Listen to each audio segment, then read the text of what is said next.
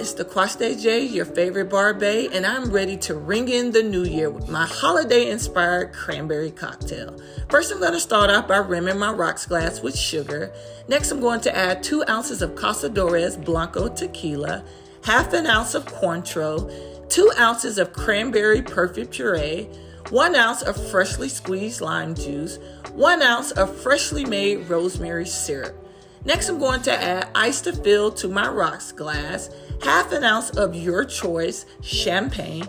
Then I'm going to add ice to fill and shake extra vigorously all of the contents in my shaker. Then I'm going to double strain that over ice, add freshly made candied cranberries, and then I'm going to grab a beautiful sprig of rosemary and torch that and add that to my glass.